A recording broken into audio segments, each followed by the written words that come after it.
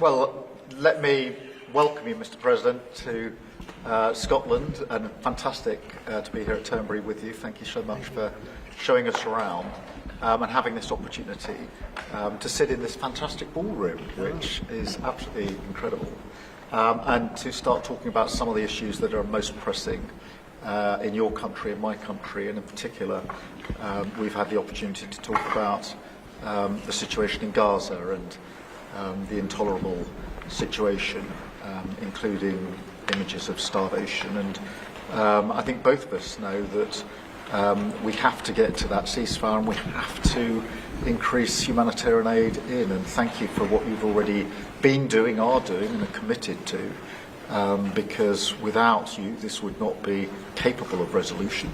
And I think that if we can work not just on the pressing issues of the ceasefire, but also on this issue of getting humanitarian aid in at volume, at speed, and then we've discussed a plan for what then happens afterwards. I think we can do our very best to alleviate what is an awful situation at the moment. So thank you very much for the discussion we've had so far and the discussion we're about to continue on that really important issue. But it's fantastic to be here. Thank you for your hospitality and to see this amazing golf course. I'll invite you to a football ground at some stage, and we can exchange sports.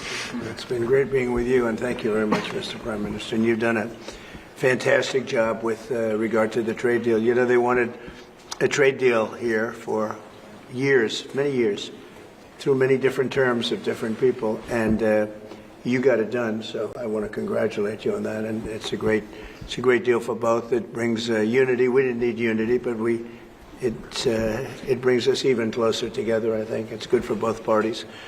We also discussed obviously Gaza, and I think before we get to phase 2, which is what's going to happen afterwards, we want to get the children fed. We made a contribution a week ago of $60 million, all going into food. We only hope the food goes to the people that need it, because so much, as you know, when you do something there, it gets taken by Hamas or somebody, but it gets taken. But and we're prepared to help. We want to help. It's a terrible situation. The whole thing is terrible. It's been bad for many years. But it's great to hear you feel the same way that I do. We have to help on a humanitarian basis before we do anything. We have to get the kids fed. So we've been sending in a lot of food. A lot of the food that's been going there has been sent by the United States. I spoke yesterday with the president of the European Union, Ursula, who was terrific also on the subject, and she's going to play a big role also in helping us. So we have a good group of countries that are going to help with the humanitarian needs, which is food, sanitation, and some other things. It's very difficult to deal with Hamas, as I said. We got a tremendous amount of hostages out, but it would take place in drips and drabs. You'd get 10, you get 5, you get 2, you'd get 10, 12. We get 12 one time. Many of them would come to the White House, and they were so thankful. But I always said, when you get down to the final 10 or 20, you're not going to be able to make a deal with these people, because they use them as a shield. And when they give them up, they no longer have a shield. And the people of Israel feel so strongly about the hostages. Some people would take a different view, but they feel so strongly about the hostages. So that's an ongoing process. Hamas has become very difficult to deal with in the last couple of days, because they don't want to give up these last 20. Because they think as long as we have them, they have protection. But I don't think it can work that way. So I'm speaking to Bibi Netanyahu, and we are coming up with various plans. We're going to say it's a very difficult situation. If they didn't have the hostages, things would go very quickly. But they do, and we know where they have them in some cases, and you don't want to go riding roughshod over that area, because that means those hostages will be killed. Now, there are some people that would say, well, that's the price you pay, but we don't like to say that. We don't want to say that. And I don't think the people of Israel want to say that either, which is pretty amazing. A lot of people would say, just get it done and whatever it is. You could also say speed might be better for the hostages. You go through, with speed, you may have a better chance because they're in deep trouble. They're in deep trouble. You saw October 7th, and you saw what the damage and the horror that they committed. People can't forget that. They tend to forget it, but they can't forget. That was one of the most evil things I've ever seen. And you just cannot forget that. So we're very much involved. The Prime Minister's involved. I'm involved. And I think I can speak. We just signed a very big trade deal, the biggest of them all yesterday, right? And the European Union is very much involved in wanting to help with the Palestinians in terms of getting people fed. But the area of Gaza, another way of defining it is the area of Gaza. It's a very troubled place, and it has been for many, many years. It has been for many decades. So it's not like this just happened. This has been going on for a long period of time. So that's it. Our hearts are in the right place. We have some good news because the recent war that you just saw, they just announced, I see, the newest of the 5, now this would be 6 that we've stopped. I've stopped 6 wars in the last, I'm averaging about a war a month, but the last 3 were very close together. India and Pakistan and a lot of them. Congo was just done, Rwanda was just done. But you probably know, I won't go into it very much because I don't know the final numbers yet. I don't know.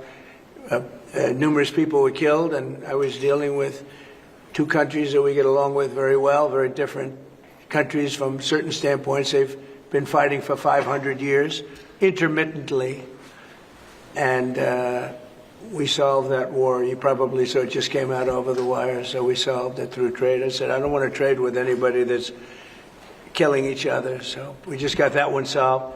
And I'm going to call the 2 prime ministers who I got along with very, very well and speak to them right after this meeting and congratulate them. But it was an honor to be involved in that. That was going to be a very nasty war. Those wars have been very, very nasty. So we've done a lot of good work. We've had great support from the Prime Minister. Anytime we needed help, anytime we needed any form of support, you've been there. We appreciate it very much. And we're going to continue onward. We do have to take care of the humanitarian needs on what they used to call the Gaza Strip. You don't hear that line too much anymore. You don't hear the Gaza Strip, but it is the Gaza Strip, and it's amazing that it's not being handled a little bit differently.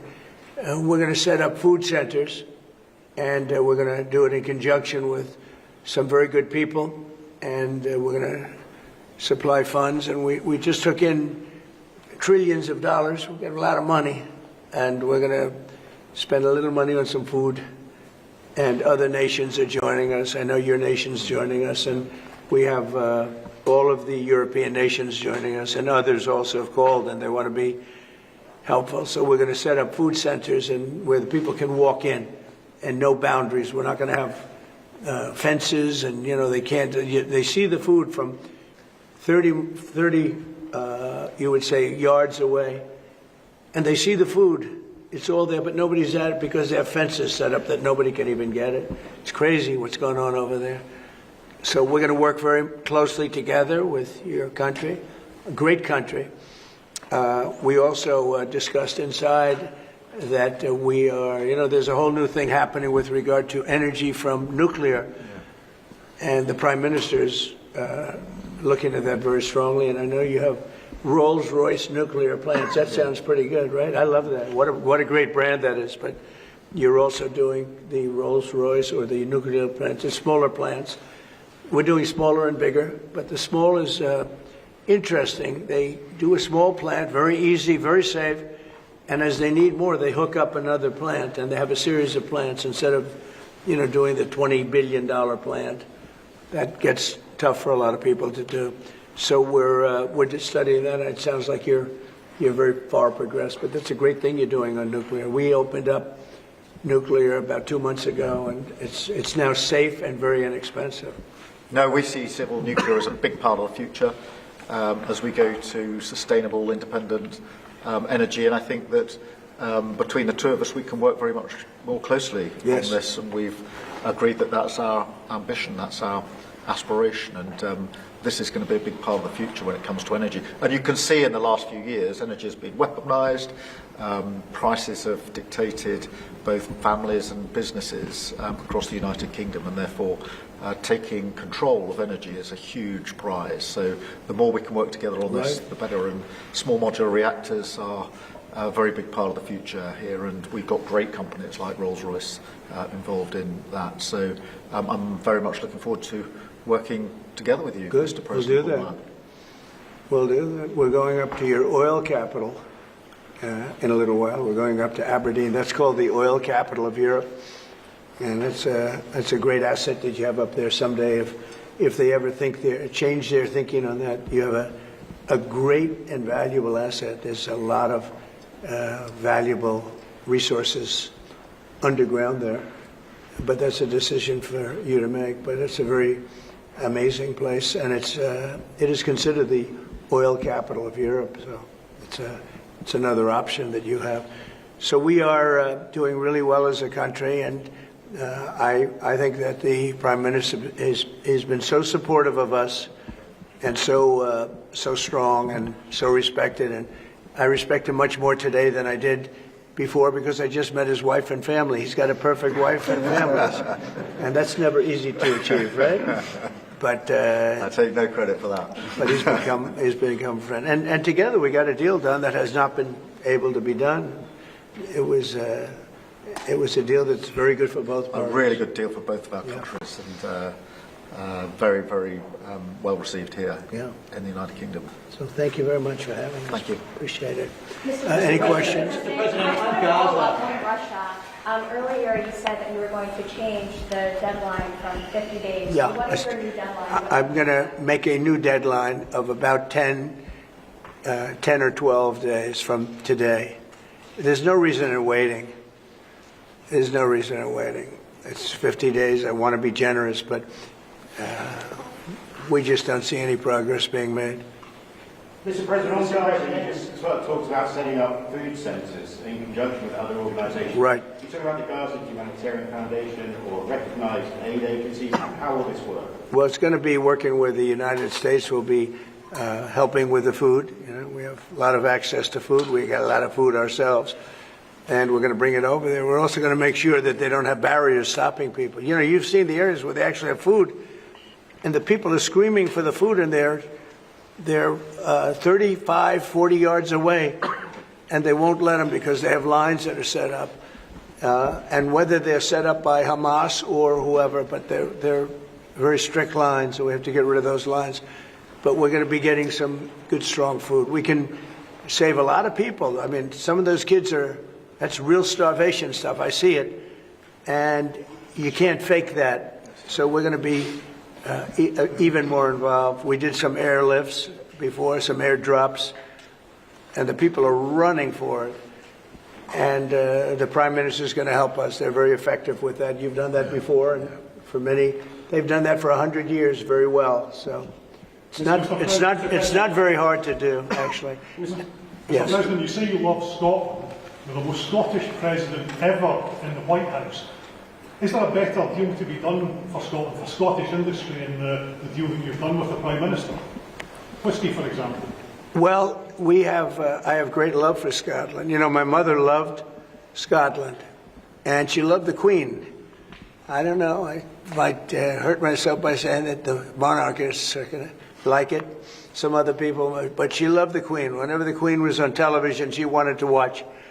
And she would come back religiously. She'd come back to Scotland once a year with my sister Marianne, primarily, and sometimes my sister Elizabeth also. But they love this part of the world. And, you know, we're talking about the Isle of Lewis. We're talking about serious Scotland. That's serious Scotland. There was no doubt about it. So, yeah, it gives me a feeling, you know, it's different. You go to another country, you have no relationship to it. You got to like maybe the head of the country or something. But it's different when your mother was born here, Stornoway. Right in Stornoway, a beautiful little place. So is there a better deal to be done for Scotland, for whisky, for example? Because of your love of Scotland, is there a better trade deal to be done for Scottish businesses like whisky? Well, I assume when we do our trade deal overall, a lot of it comes to Scotland, I hope. Maybe all of it should go to It's a Scotland. very good deal for the whole United Kingdom, and we're already achieved great things under the deal, and we'll achieve even more as we work together. A lot of it is going to Scotland. I mean, I do know that, but I mean, we're dealing with the UK, but a lot of it comes to Scotland. And you know, I was very particular. This is a part of the world I want to see thrive. It's going to thrive. Mr. President, back to Gaza. You talk about Hamas stealing food and stealing aid. What responsibility does Israel have for limiting aid to the region? And if I could ask a follow-up to the Prime Minister, what pressure can be put on Israel? Is that something that you and the United States could work on together? Israel has a lot of responsibility. They're hampered by the fact that you still have 20 hostages or so. And the people of Israel are very concerned about the 20 hostages. It's very interesting. You could say they could be more concerned about retribution than the 20 hostages, but they really want the 20 hostages to survive and live, to make it. You know, many of the hostages came to my office, in the Oval Office, and I was amazed by, I would ask them the question, was there any sign of love? Was there any sign of, when you were a hostage and you have all of these people from Hamas around you, sometimes 100, sometimes 10, sometimes 2, but you're a hostage and you're being stored in a pipe. It's not even really, a cave, or it's a pipe, a little pipe. And some said they didn't think they were going to make it because they were losing air. There wasn't enough air, and they'd open up the pipe just in time, but they didn't do it on purpose. They just happened to open it. They got lucky. But I said, did they ever wink at you and say, like, don't worry, you're going to be okay? Did they ever give you some extra food, even if it was a piece of bread? Did they ever give you anything during that time? And some were there for 400 or 500 days now, right? It's a long time, a year and a half, more than that. And not one person said there was any love from anybody. You know, in other words, you have hundreds of people, and you see it in the movies where somebody's a prisoner and somebody's helping. You even see it with Germany, where people would be let into a house and live in an attic in secret. You know, you'd see signs of some. I said, did you see anything like, did they wink at you? Did they say, don't worry, you're going to be okay? I ask that question all the time. I've never received one answer that said, yeah, they really wanted to help. No, the hatred is just incredible. But so on the access to food issue, what more can Israel do? And again, to the Prime Minister as well. Well, I think Israel can do a lot. I will say that Iran, I think, interjected themselves in this last negotiation. Can you imagine the beating they took? We wiped out their nuclear possibilities. They can start again. If they do, we'll wipe it out faster than you can wave your finger at it. We'll have to do that. We will do that gladly, openly and gladly. They've been saying, Iran's been sending out bad signals, I'll tell you. For a country that just got wiped out, they've been sending very bad signals, very nasty signals. And they shouldn't be doing that. They shouldn't be doing that. They were talking about things that they shouldn't be talking about. They were interviewed on a recent show, and the foreign minister saying things that he shouldn't be talking about, shouldn't be saying. And I think they got involved in this negotiation, telling Hamas and giving Hamas signals and orders, and that's not good. That's not good. I would say, look, we need to get the hostages out. They've been held for a very, very long time, and we must always start from there. But also recognise the situation on the ground in Gaza is absolutely intolerable, and I think that certainly speaking for the British public and myself, seeing those images of starving children in particular are revolting. And there's a sense of revulsion in the British public at what they're seeing. And they know, and we know, that humanitarian aid needs to get in at speed, at volume. Yes, some can be airdropped, and we're working with others, with the US, with Jordan, on that. But the trucks need to get in, because that's the only way you can get the volume in. And we do thank the President for the work he's done to try to get to a ceasefire, which we desperately need, but also to put aid in to the region. There needs to be much more of that. We need to galvanise other countries in support of getting that aid in. And yes, that does involve putting pressure on Israel, because it absolutely is a humanitarian catastrophe now. We also need to look beyond that situation to what then happens in the event of a ceasefire, which is desperately needed. And that's why I'm really pleased that we're having a discussion about what a peace plan would look like after that, the component parts of that. And we have to be really clear at this point that Hamas can play absolutely no part in any future governance in Palestine and and in Gaza. And it's really important that we're clear about what triggered this, who took the hostages, and calling out Hamas for what they are, which is a terrorist organisation. But I think today the focus has to be on getting that humanitarian aid in. Mr. President, will the UK avoid your pharmaceutical tariffs, and will it happen before August the 1st? Well, we'll be announcing on pharmaceuticals sometime in the very near future. We have a very big plan on pharmaceuticals. We want to bring a lot of the pharmaceuticals back to America, where they should be. If you look at COVID, it sort of taught us a lesson. We were getting our pharmaceuticals from other countries. We almost didn't make any. We used to make them ourselves, and we're going to want to be making a lot of them ourselves, all of them in a sense. But you also have a good pharmaceutical business. We'll be dealing with you on pharmaceuticals also. And we certainly feel a lot better with your country working on pharmaceuticals for America than some of the other countries that were with the relationship we have. You would not use that as a cudgel. You wouldn't be using it as a block. But we're going to be announcing sometime very soon, I think, pharmaceuticals are our whole thing. And the companies know. And drug prices are going to be coming down very substantially in the U.S., very, very substantially. And that'll happen very soon. Mr. President, we can all sense your frustration No, go ahead. with Vladimir Putin. Hold it. We can all sense your frustration with Vladimir Putin. Yeah. Do you think he's been lying to you about his intentions in Ukraine? Well, I don't want to use the word lying. All I know is we'd have a good talk, and it seemed on, let's say, 3 occasions, it seemed that we were going to have a ceasefire and maybe peace, and you divide it up and you do whatever you have to do, that obviously to get to the end. And all of a sudden, missiles are flying into Kiev and other places. And I say, what's that all about? I spoke to him 3-4 hours ago, and it looked like we were on our way, and then I'd say, forget it, and I'm not going to talk anymore. You know, this has happened on too many occasions, and I don't like it. I don't like it. Mr. President, you have a successful social media site. There are new powers here to censor your site, state mandate. To censor my site? To censor your site. You mean Truth? And Facebook. Truth Social? I mean Truth. Is that okay? Well, I don't think he's going to censor my site because I say only good things. Will you please uncensor my site? Yeah, we're not censoring anyone. We've got some measures which are there to protect children, in particular from sites like suicide sites. We've had too many cases in the United Kingdom of young children taking their own lives, and when you look through their social media, they've been accessing sites which talk about suicide and encouraging, if you like, children down that road, and that is what we want to stop. It's nothing about censoring free speech. But this country is a proud free speech in this country has been for a very long time. We're very, very proud of it. We will protect it forever. But at the same time, I personally feel very strongly that we should protect our young teenagers, and that's what it usually is, from things like suicide sites.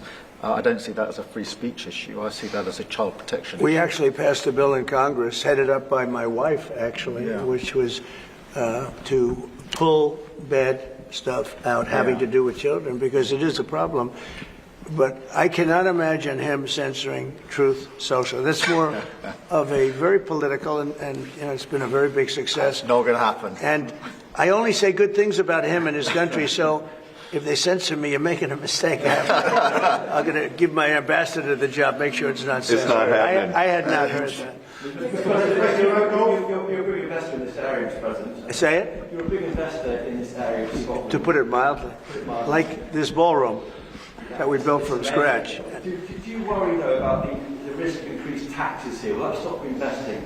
And do you have a message last night on the soccer to the English Lionesses who won the European trophy? So I think that I have a theory that low taxes bring growth. We just passed a big tax cut bill, the biggest bill in the history of our country, actually. And one big, beautiful bill. I used to call it the great one big, beautiful. We took the word great out. But it's actually called the one big, beautiful bill. It's essentially a very large tax cut bill for everybody. And our country's pretty soon, I think I can say it right now, our country's never done better. We had a country that was dead. It was dead 6 months ago, a year ago. Leaders from NATO, we had a very successful meeting at NATO. Your prime minister was there. It was an unbelievable love fest with all of those countries. And they agreed to go 5% and all the things. Very smart to do. But many of the leaders said, essentially, they said, your country was dead 1 year ago. 1 year ago, we had a dead, and we did. We had a dead country. We had a president who didn't know where the hell he was. We had horrible, horrible people running our country.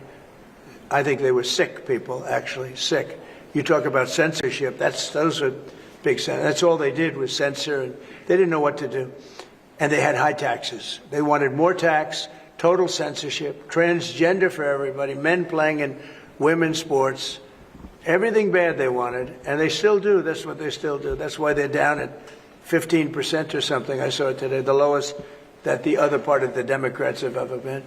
But no, I find that when you lower taxes, you get growth. I will say this, and the Prime Minister hasn't been here very long, in all fairness. I think he'll be a tax cutter.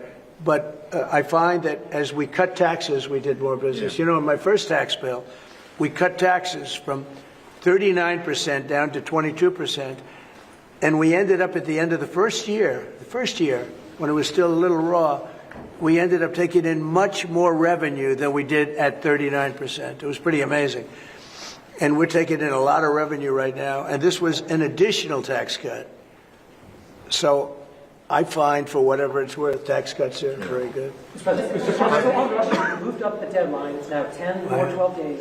Is the sanction the same, that you're going to slap a 100% tariff on anybody who does business with Russia? So what I'm doing is we're going to do secondary sanctions, unless we make a deal. And we might make a deal. I don't know. You don't know. It's we've done so many peace deals.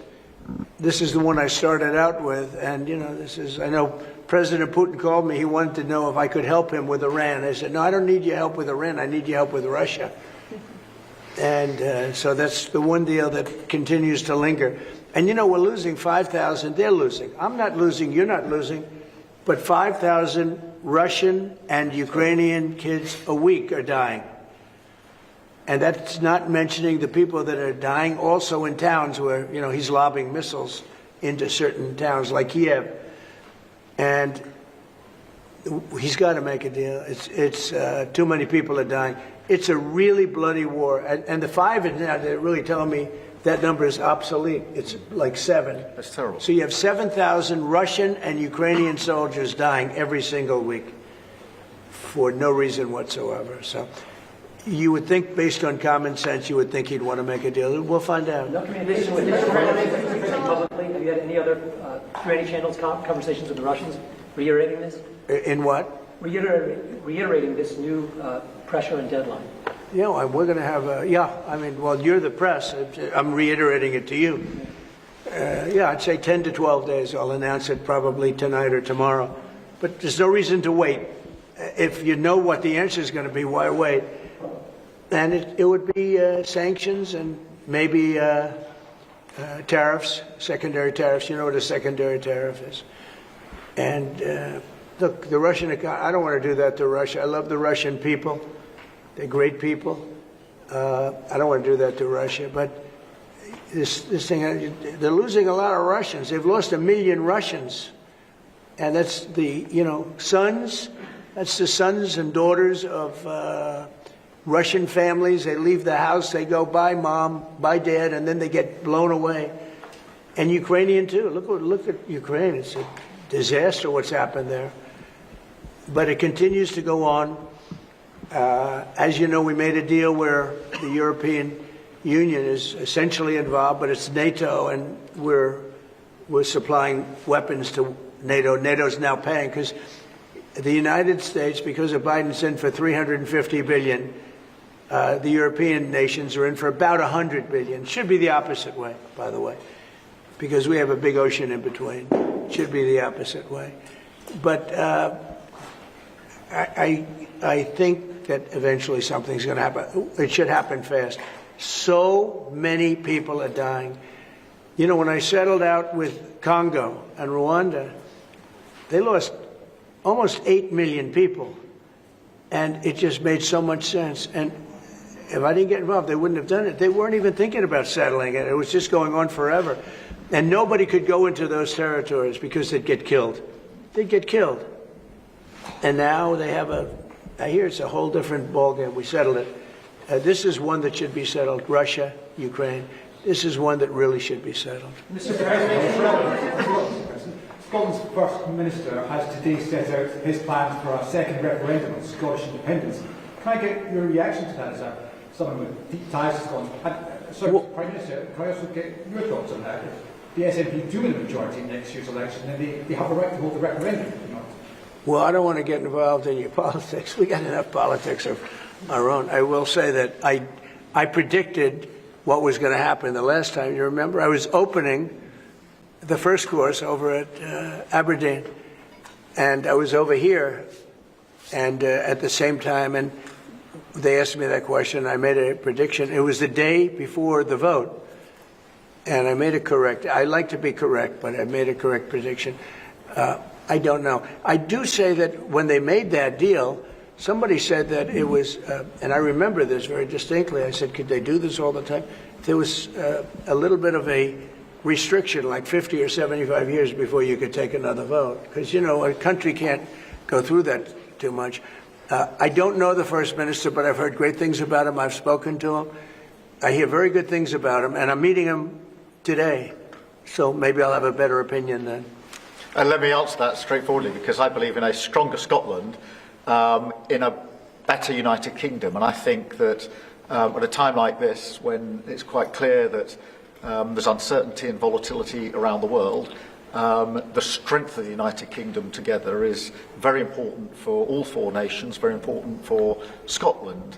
And that should be our priority, that should be our focus, not on the politics, which feels like the politics of yesteryear now, at a time like this. And I think that the First Minister should probably focus more on his delivery in Scotland than on his constitutional issues, and we might have a better health service in Scotland. But at a time like this, I think the United Kingdom is always stronger as four nations. I think that's better for all four nations. I think that's how Scotland is stronger.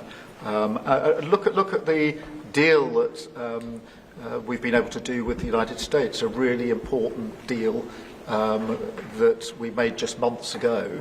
That is what the United Kingdom can do when we act as a powerful set of four nations together, and there are very many other examples. Mr. President, you toured the Federal Reserve last week, and I did. you're set to meet this week. Do you think your visit has inspired a potential rate cut, or how do you see things shaking out this week? Well, it's interesting. I did tour it. I toured the building. Yes. And if you looked at this building, if you came here like 14, 15 years ago, we've had it a long time. It's been an honor to have Turnberry. But I was on much more opulent walls, ceilings, floors. We had to do this. And we did a very great job. I mean, you see how beautiful it is inside. Everything was saved. Everything was preserved. We had ceilings that were in bad shape. They were falling down. You know, it's very old. Wasn't properly maintained. Now it's brand new and beautiful. And we saved everything.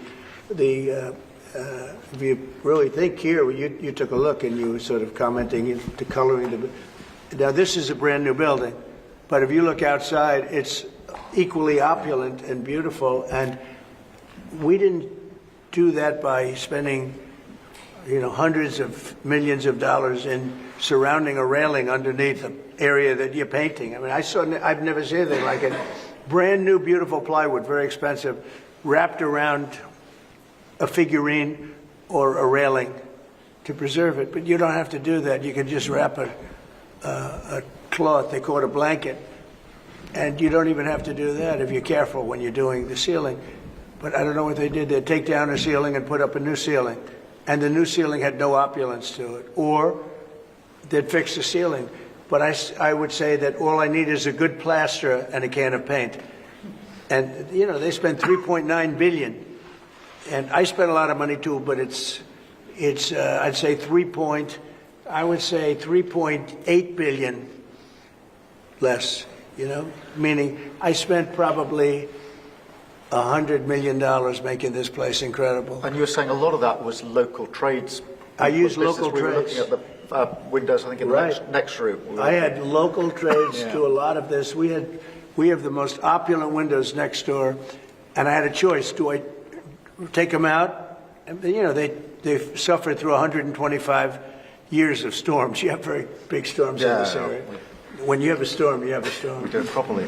And they made it, barely, but they were in bad shape. So I had some local people come up and we looked at them. You have some great craftsmen here, I think is what you're getting at. And they said, sir, honestly, they've had it. We can copy it and do it much better. And they did. If you take a look at the windows in the various dining rooms, they're magnificent. And they're new, and they're much better looking than what was there. Same exact look, other than a much higher quality. But do you foresee a rate? And they're local people. I use a lot of your local people. You have really great local tradesmen here, yes? But do you foresee a rate cut this week? Do you expect A rate cut? Yeah, you Meaning a tax cut? No. Do you expect the Fed to cut rates this week? Oh, I think he has to. You had 11 cuts, In Europe, they had 11 cuts. In other places, they had 10 or 11 cuts. And we had none, but I'm not going to say anything bad. We're doing so well, even without the rate cut. With the rate cut, it would be better. It affects our housing a little bit. Look, we should be 3 points lower. Each point is $360 billion. Can you imagine that? That's big numbers. Each point, 1 point of cut, is the equivalent of $360 billion in savings. That's big stuff, Those are big numbers in the U.S. Everything's big. He should cut. A smart person would cut. He leaves very soon, so it's like one of those things. But I'll miss him greatly. I'll miss him. On Turnberry, if I may, have you or will you enlist the Prime Minister in your effort to bring the opium back to Turnberry? And Prime Minister, you described this beautiful course. Do you agree with the President that it's time to bring the opium back to Turnberry?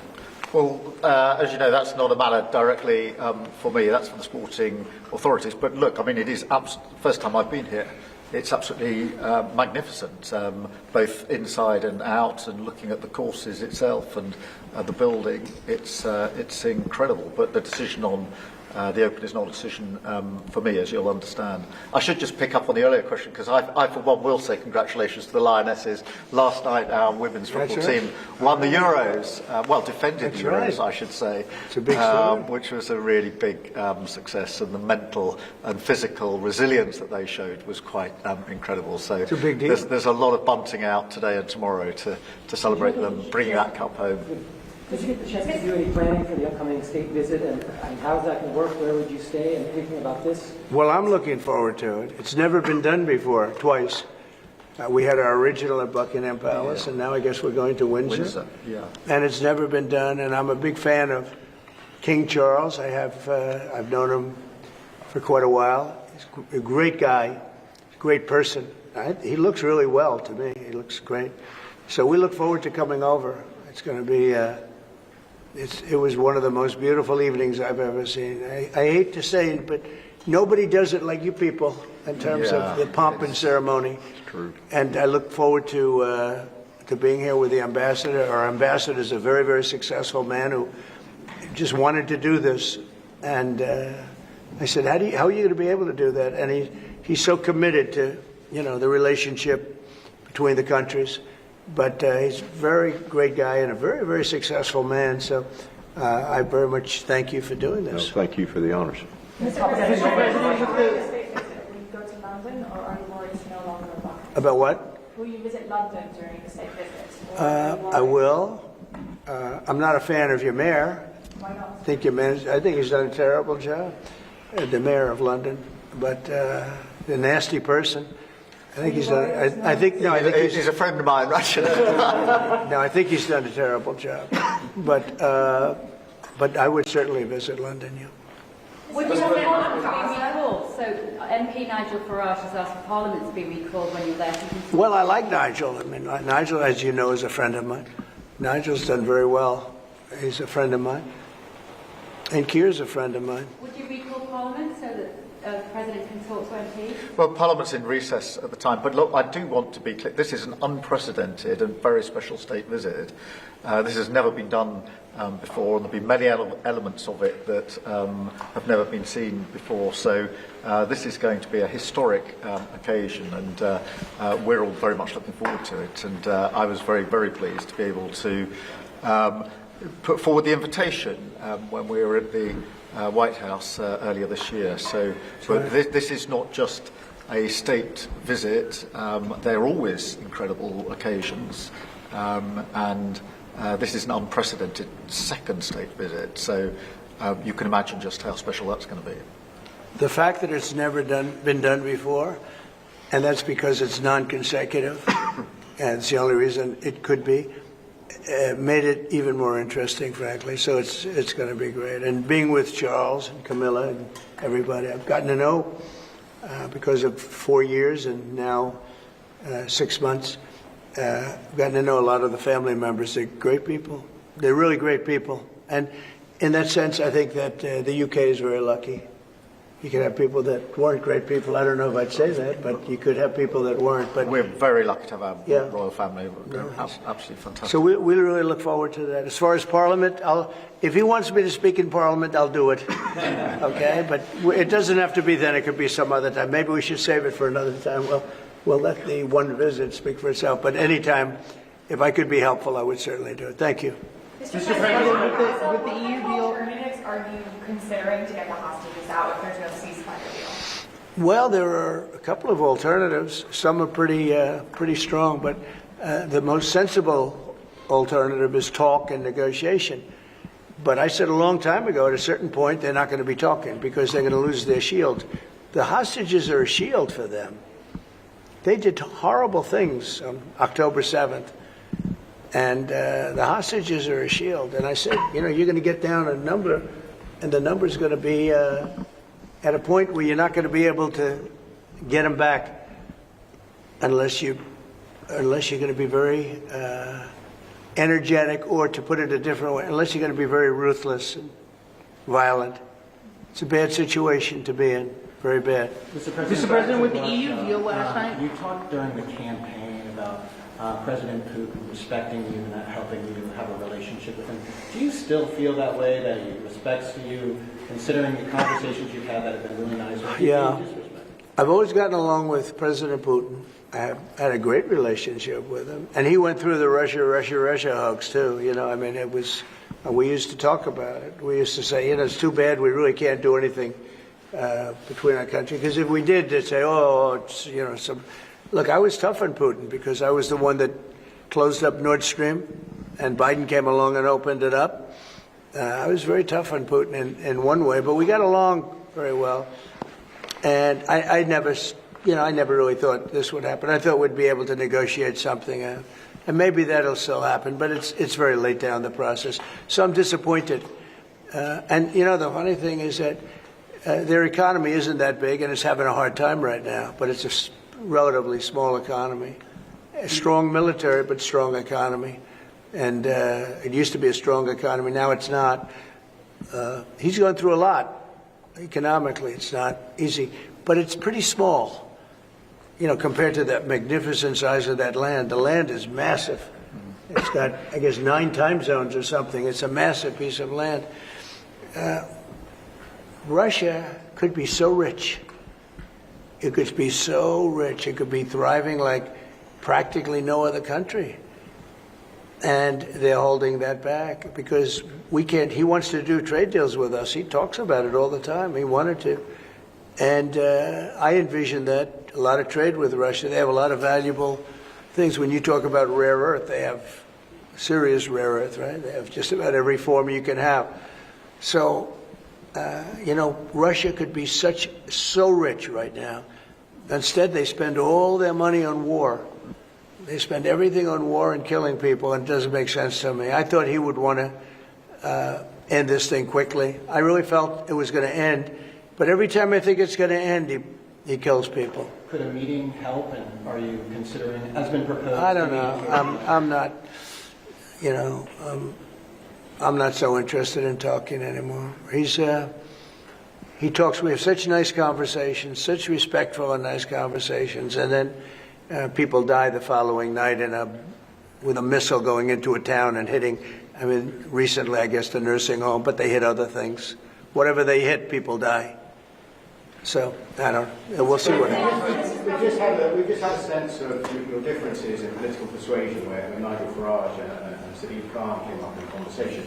I wonder if you have any advice, either of you, for a very divided, polarized world on how you make your relationship. Not differences, not differences. I happen to like both men. I like this man a lot, and I like Nigel. And, I don't know the politics over here. I don't know where they stand. I would say one is slightly liberal, not that liberal, slightly, and the other one is slightly conservative. But they're both good men. Mr. President. Well, no, we like each other, we respect each other, we get on, and we've both got a great love of our countries, of our families, and therefore there's a huge amount that we have already achieved actually together and will achieve as we go forward, leading our respective countries, and of course the relationship between our countries. Donald, we were talking about this morning, that whether it's defence, security, intelligence sharing, it's a close historic relationship. We have fought together in the past. We've always stood together. And I, for one, am very pleased that we've got such a good personal relationship between us. And I think it just shows that even if you come from different political perspectives, different backgrounds, actually there's a huge amount of common ground when it comes to what is in the best interests of our two great countries, and they are two great countries. And I think that because we focus on what's best for our countries, we get along very well, and I'm very pleased that that's the case. Mr. President. Well, I do know he wants to cut taxes as much as he can. And, politics is pretty simple. I assume there's a thing going on between you and Nigel, and it's okay. It's two parties. But generally speaking, the one who cuts taxes the most, the one who gives you the lowest energy prices and the best kind of energy, the one that keeps you out of wars, he's kept you out of wars, but the one that keeps you out of wars, you have a few basics and you can go back 1,000 years, 1,000,000 years, whoever does these things. But low taxes, keep us safe, keep us out of wars, no crime, stop the crime.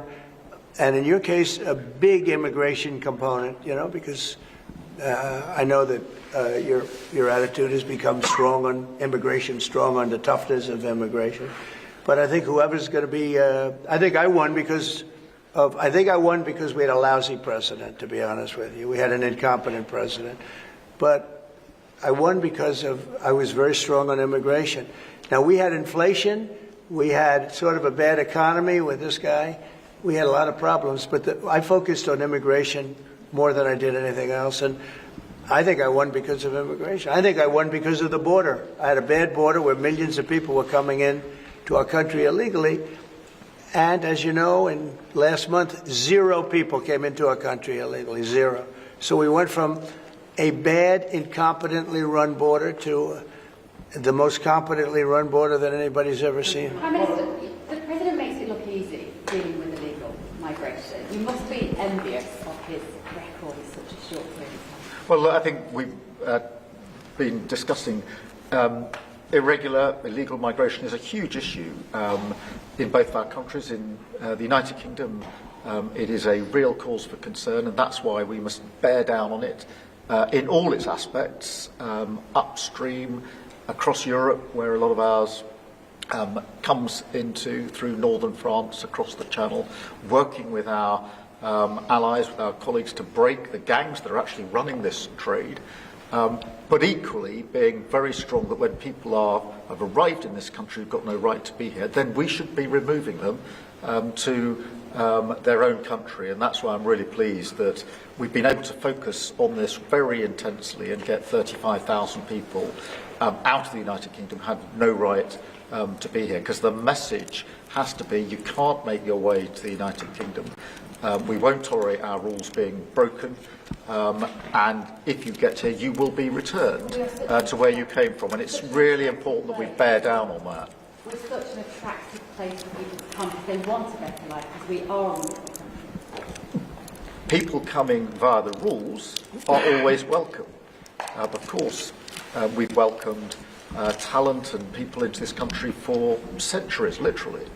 But what the British people will not tolerate is those that break the rules, those that come through irregular routes, and that's the really important distinction here.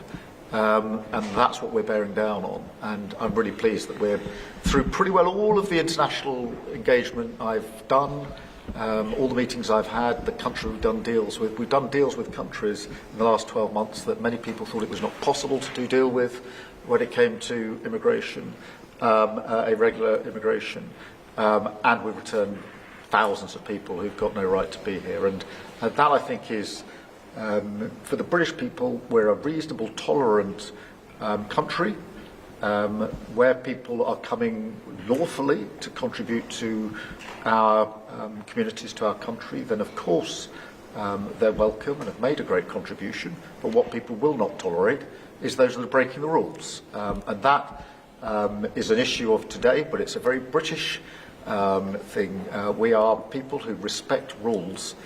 We don't approve of those that break rules. I can say, though, that I had one of the greatest victories, they say the most consequential in 129 years, so I don't know about that, but it was pretty close.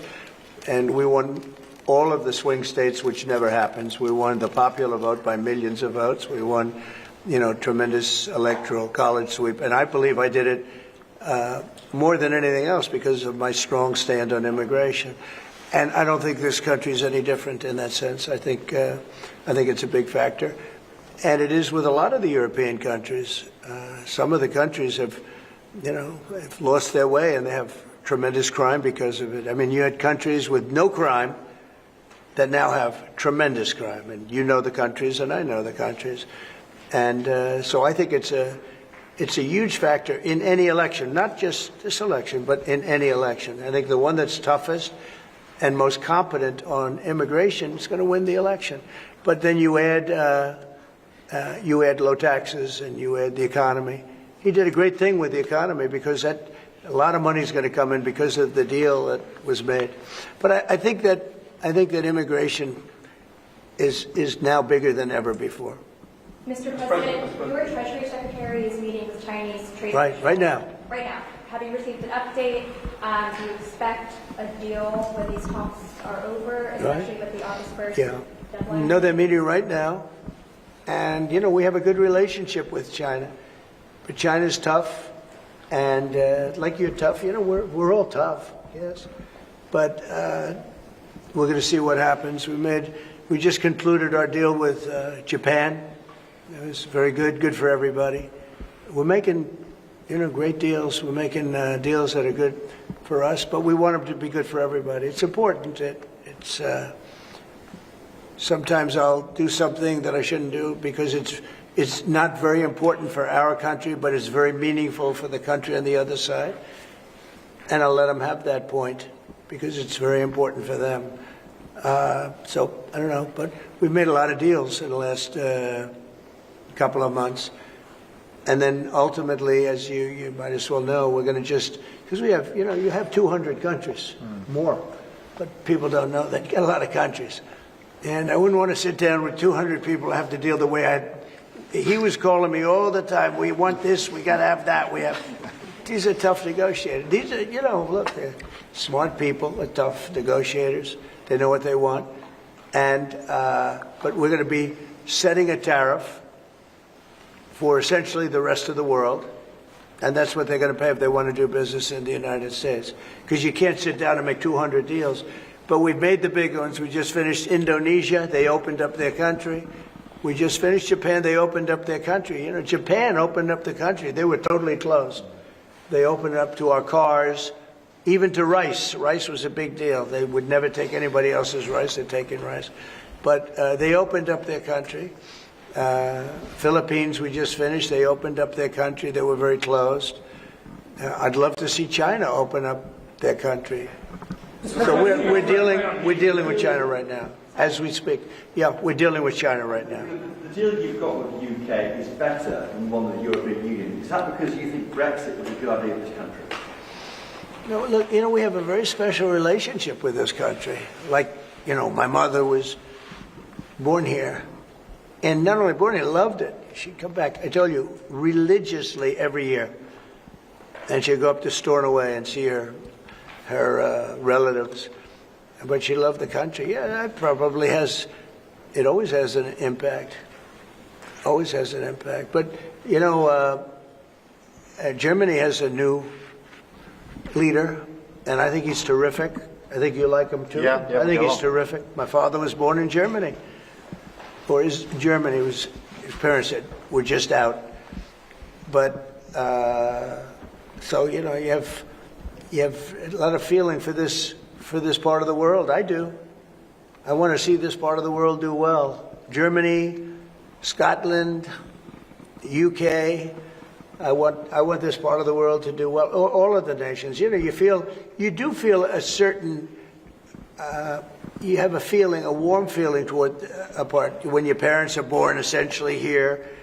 And I think maybe it's slightly different. Maybe it's not. I don't know. But maybe it's slightly different. Mr. President, you didn't completely rule out a pardon for Ghislaine Maxwell when you landed. Is that something you would ever consider, and why? Pardon for who? For Ghislaine Maxwell.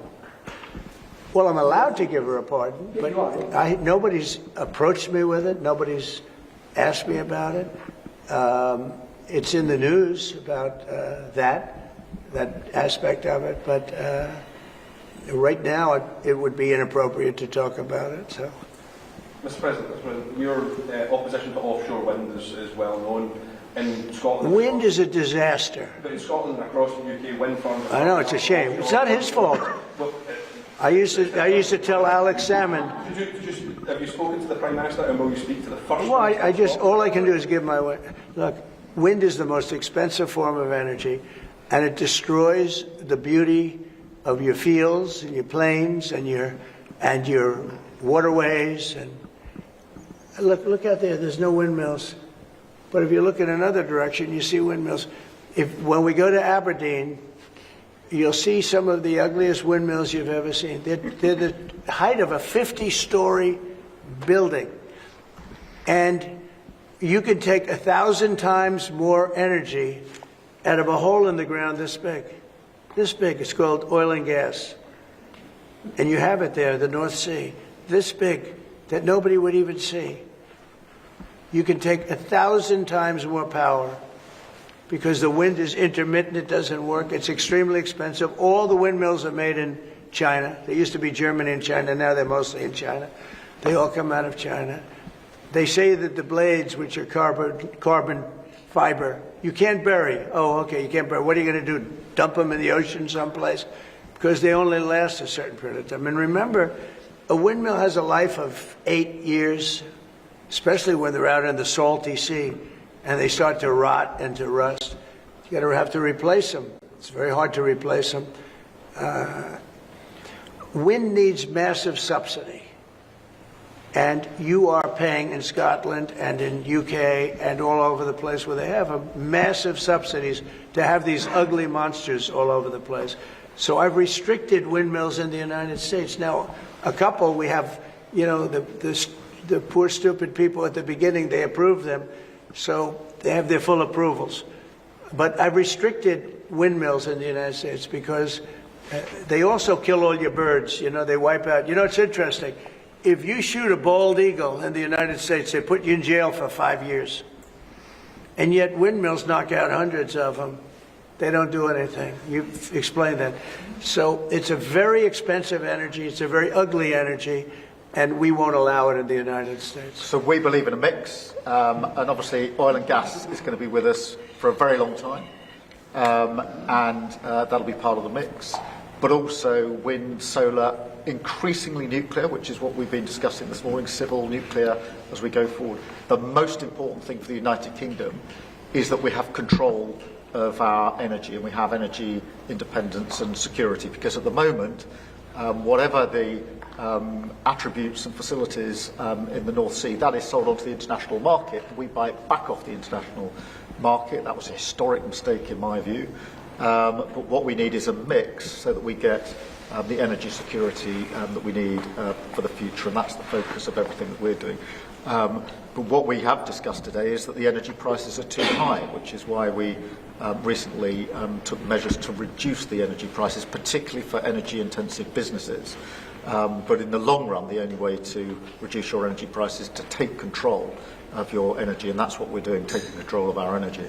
Mr. President, our King Charles, who you're a great friend of, is a big fan of eco-projects, windmills, as you call them. Is he wrong? So King Charles is an environmentalist, I will tell you. And I say that in a positive way, not a negative way. And every time I've met with him, he talked about the environment, how important it is. And I'm all for it. I think that's great, you know. King Charles, more than anything else, loves the country. But I got to know him very well. He truly is an environmentalist. He wants clean air, clean water, you know, all of the things that we all want. Mr. President, you have said that you have not been briefed on the Epstein files, or your name has not appeared in the Epstein files. But doesn't the AG have to tell you if your name is... Well, I haven't been overly interested in it. You know, it's a hoax that's been built up way beyond proportion. I can say this, those files were run by the worst scum on earth. They were run by Comey, they were run by Garland, they were run by Biden and all of the people that actually ran the government, including the auto pen.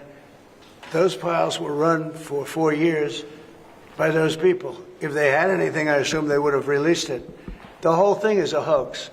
They ran the files. I was running against somebody that ran the files. If they had something, they would have released. Now, they can easily put something in the files that's a phony. Like, as an example, Christopher Steele, a person you know well, happens to be from your country. But Christopher Steele, as an example, wrote a book, a dossier. We call it the fake news dossier. And the whole thing was a fake. The whole thing was a fake. They could put things in the file that are fake.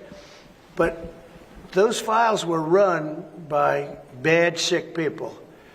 If they had anything, why didn't they use it when I was killing Joe and then he gave out because he was 25 points down?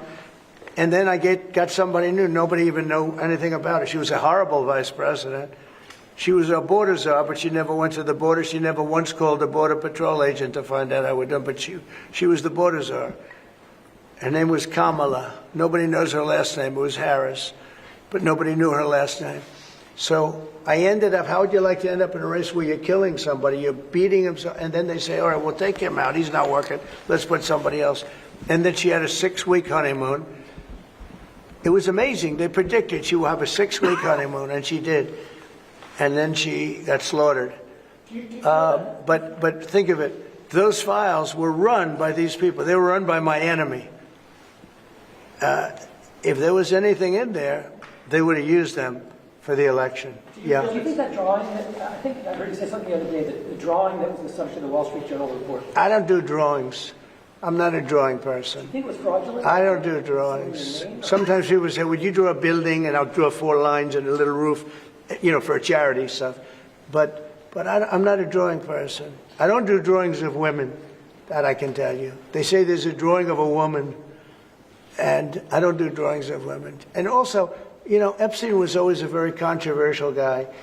I was at a very high position, you know, pretty much all my life. In all fairness, I've been doing this for a long time. I had the top show on television. I had the #1 bestsellers. I had everything, right? And I was a very successful business guy. He was a very controversial. Who would do a controversial drawing? Now, with that being said, they say there were many letters done by many people, and many big people, big successful people. But I just don't. When you talk about files, I just keep going back, and other people too. Even the enemy says this thing is not correct, because if we had it, we would have used it on the guy. It's a bad issue. They say it's a good issue for Trump. Do you know that my poll numbers are up 4.5 points since this ridiculous Epstein stuff? My poll numbers have gone up 4.5 points because people don't buy it. Okay, people don't buy it. And he's gone, and we want to focus on trade deals. I want to focus on the deal we just made with the European Union, which is the biggest trade deal in history. It's the biggest deal, I think, in history, not just trade deal. So if they would have had something, they would have used it. And people keep writing stories about the time you threw him out of Mar-a-Lago. Can you settle that? What was it about? What caused the breach with him? That's such old history. Very easy to explain, but I don't want to waste your time by explaining it. But for years, I wouldn't talk to Jeffrey Epstein. I wouldn't talk because he did something that was inappropriate. He hired help. And I said, don't ever do that again. He stole people that worked for me. I said, don't ever do that again. He did it again. And I threw him out of the place, persona non grata. I threw him out, and that was it. I'm glad I did, if you want to know the truth. Mr. President. And by the way, I never went to the island, and Bill Clinton went there supposedly 28 times. I never went to the island, but Larry Summers, I hear, went there. He was the head of Harvard. And many other people that are very big people. Nobody ever talks about them. I never had the privilege of going to his island. And I did turn it down, but a lot of people in Palm Beach were invited to his island. In one of my very good moments, I turned it down. I didn't want to go to his island. Yeah. Mr. President, on Gaza, next time you speak to Netanyahu, what will you ask him to do? Say it what, louder? Next time you speak to Netanyahu, what will you ask him to do? Well, I'm going to say, look, we're giving money and we're giving food, but we're over here and we're over in the United States, and I think I can speak for the Prime Minister. We're giving money and things. He's got to sort of like run it. What should he do? Well, I want them to make sure they get the food. Open. I want to make sure they get the food, every ounce of food. I think you want the same absolutely. thing. It's an absolute point. Because that food isn't being delivered, Mr. President, or at least all of it. you said you were going to set essentially a tariff for the rest of the world. For the world. What percent will that tariff be? I would say it'll be somewhere in the 15 to 20% range. So maybe 15 or 20 or? No, I said, I sort of know, but I just want to be nice. I would say in the range of 15 to 20%. Could you just also, you might not make to UK steel? Probably one of those two numbers. But UK and steel aluminum makers here are worried about the tariffs. Will you do anything to help them here? Aluminum? And steel. You're a pretty big aluminum maker. Right? Yeah, that's already covered in the deal that we've agreed. So we're just doing the implementation of that. But Mr. President, when will that come down from 25% to 0? You mean on the overall, on the world? On steel and aluminum from Britain, it's 25. Well, we're going to know pretty soon. We're going to have it pretty soon. Mr. President, You have no idea that these people are tough negotiators, okay? But we're a big buyer of steel. But we're going to make our own steel. We're going to make our own aluminum for the most part. But we buy a lot of aluminum from right here, and a lot of steel too. Yeah. Who are you with? Who are you with? Because you're asking such a nice question. GB News, back time for GB News. Very good. They're lucky. We have a lot of unhappy farmers in this country at the moment, and I'm sure the Prime Minister won't thank me for raising this. We've had changes to inheritance tax, which mean a lot of farmers feel they're going to lose their farms when they die of their father. How important are farms to a country?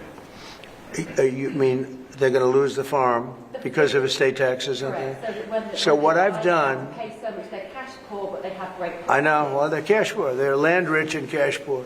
A lot of people are... I've had that too. Sometimes I'm land rich and cash... Sometimes I'm cash rich and land poor. I like it both ways, but as I get older, I like the more conservative route. So I did something that I don't know if you can do, but it was great. I love our farmers. As you know, in our tax bill, we have a clause that's very important. We were losing a lot of farms to the banks.